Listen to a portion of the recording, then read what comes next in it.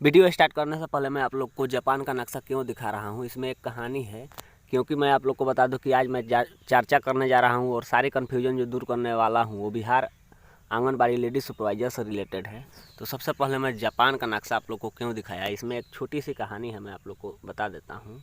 इसमें क्या था कि एक रेलवे स्टेशन था जापान में, जो कि क्या होता था, वहाँ के स्टेशन पर एक लड़की चढ़ती थी और कोई वहाँ पर ग्राहक नहीं जाता था, यानी कि यात्री नहीं जाता था। इसीलिए उसको जापान ने बोला कि हम बंद कर देंगे। लेकिन हुआ क्या कि वह लड़की जो गर्ल थी 10+2 में पढ़ती थी, ठीक है ना गाइस, 10+2 में पढ़ती थी। और वो क्या हुआ कि जब तक उसका ग्रेजुएशन फाइनल नहीं हुआ तब तक ले इस जापान के स्टेशन को बंद नहीं किया गया।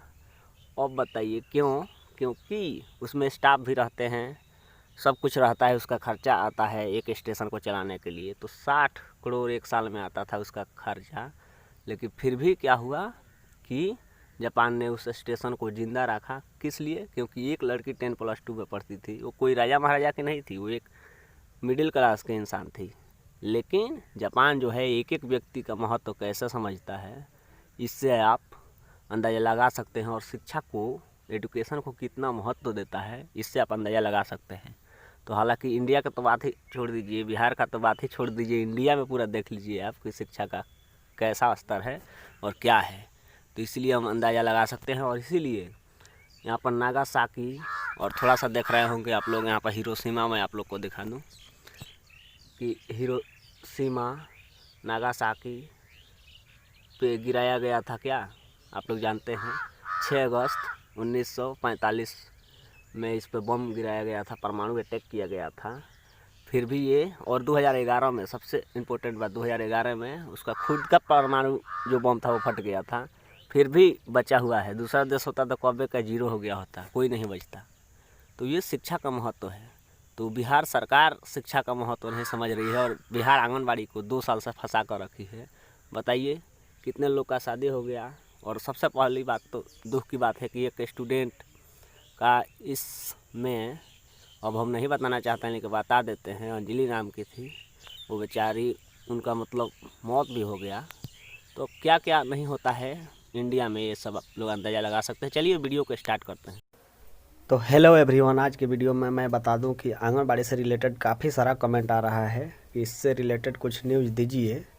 लेकिन मैं जो बीएसएससी में फंसा था, चलिए अब तो उसका लग रहा है कि जो होगा वो तो होना ही है। चलिए हम देखते हैं आंगनबाड़ी से रिलेटेड आप लोग को कुछ न्यूज़ देते हैं। तो सबसे पहले मैं आप लोग को इसमें सबसे इम्पोर्टेंट बात बताने जा रहा हूँ, जो कि काफ़ी सारा कन्फ्यूजन आया था मेरे पास, पूरा पीडीएफ से भर गया था। तो कन्फ्यूजन क्या है मैं आप लोग को ये बता दूँ कि बहुत सारा कैंडिडेट हमें कॉल करके बोल रहे हैं क्या फॉर्म भरने के बाद 21 दिन के लिए अंदर में डॉक्यूमेंट्स मांगा गया था, यानी कि हार्ड कॉपी, तो जमा हम नहीं किए हैं तो क्या होगा, नहीं होगा। तो देखिए मैं आप लोग को क्लियर कर देना चाहता हूँ कि जिस डिस्ट्रिक्ट में डीपीओ द्वारा हार्ड कॉपी मांगा गया है उस डिस्ट्रिक्ट में जमा करिएगा, तभी आपका मेरिट लिस्ट में नाम आएगा। और जिस डिस्ट्रिक्ट में नहीं मांगा गया है उस डिस्ट्रिक्ट में कोई बात नहीं है, उसमें बाद में वो लोग मांगेगा, वो लोग बोल रहा था। तो चलिए आगे रिकॉर्डिंग सुनिए, फिर मैं आप लोग को बताता हूँ कि कैसे इसको हम, मतलब मुजफ्फरपुर के एक इस पर पैनी नज़र रख रहे व्यक्ति से बात किया तो क्या बोल रहा हूँ कि आपका डिस्ट्रिक्ट मुजफ्फरपुर पड़ता है। हाँ हाँ सर, मुजफ्फरपुर। तो मैं ये जानना चाहता था कि मुजफ्फरपुर में सर आईसीडीएस के कैंडिडेट के लिए ना आप बात किए थे। हाँ हाँ हाँ हाँ आईसीडीएस। तो वहाँ पे फॉर्म फिलअप करने के बाद हाँ कुछ ऐसा हुआ था कि जैसे कि 21 दिन के अंदर में हार्ड कॉपी जमा करना पड़े। देखिए वो चर्चा तो हुआ था, लेकिन हमने भी आदमी को वहाँ भेजा था, बोला अभी कुछ नहीं, सब जो है डीबी के समय, वेरिफिकेशन के समय। हाँ क्योंकि एक कैंडिडेट है हमारे यहाँ के गोपालगंज के, तो वो बोल रही थी कि जो 21 दिन के अंदर में हार्ड कॉपी डॉक्यूमेंट्स जो है नहीं किया होगा उसका मेरिट लिस्ट में नाम आने लायक पॉइंट भी होगा तो नहीं आएगा। तो मैं बोला कि ठीक है, कहीं अलग अलग डिस्ट्रिक्ट का अलग अलग रूल हो। ना ना, हड़तालें कर दिया जाएगा। हम लोग कैसे कर देंगे? खुद हम ही कर देंगे उसके ऊपर, ICDS के ऊपर। भाई ये जानकारी होना चाहिए ना कैंडिडेट को। नहीं, हम कैंडिडेट भेजे हुए थे ICDS कार्यालय में। उसके बाद में हम परमानेंट हम DPO से ही बात किए थे उससे। तो वो बोली थी नहीं बाबू, ये अभी कुछ नहीं, DV के समय, डॉक्यूमेंट वेरिफिकेशन के समय हमारे पास वो रिकॉर्डिंग भी था। अभी मैं देखता हूँ मेल उन पर हम डाल लेंगे। ना वो रखिए, जरूरी पड़ेगा कहीं हमें लगता है ऐसा काम गड़बड़ाएगा लो तो कैसे कर देंगे हम डायरेक्ट, और तो बैठा रहे जाकर ICDS। अरे हम मुजफ्फरपुर का बहुत कैंडिडेट आपको दे देंगे, टेंशन क्यों। वही ना, जो है वैसा आप बोल रहे हैं तो हम थोड़ा फिर पूछ रहे हैं, हम कॉल करते हैं। तो थोड़ा कंफर्म कीजिए, ठीक है ना। बात करती है बढ़िया से DPO जो है ना। हाँ, बढ़िया से अगर बात कीजिएगा तो प्रॉपर बात करती है। देखिए ना अपना जो भी है बात करना। अच्छा, तो वही मैं पूछ रहा था कि थोड़ा उनसे पूछते हैं क्योंकि वो एक्टिव रहते हैं इसमें। ओहो, हाँ सर, हम तो पूरा है। आपको क्या, आपको तो बताए हुए थे पहले कहानी। हमारे पास दोनों है, लेकिन फिर भी एक्टिव है। ठीक है, तो मैं फीडबैक आपको दूंगा फिर बात करके क्या है। Thank you. तो आपने सुना कि वो बोल रहे थे कि DPO से हम बात किए थे और भी ऑफिसर से, गजेट ऑफिसर से बात किए थे। वो लोग बोल रहे थे कि मुजफ्फरपुर में खास करके नहीं मांगा गया था।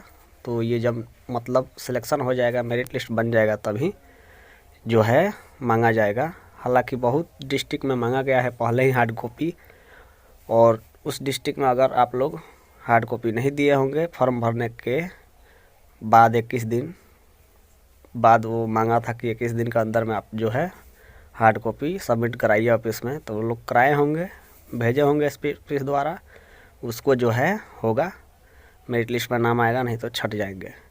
तो ये तो क्लियर हो गया है कि अब कहीं ना कहीं साफ हो गया है पिक्चर की। डॉक्यूमेंट्स नहीं भी दिए हैं तो आपका जो है होगा।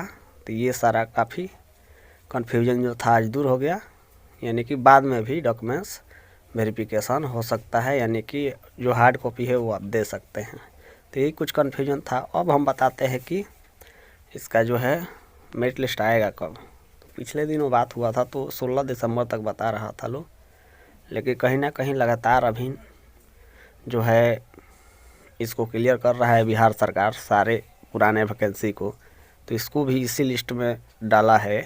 आप लोग यहाँ पर देख भी सकते हैं, पिछले दिनों दिया था पेपर में। तो काफ़ी सारा ये बातें जो हैं वो है।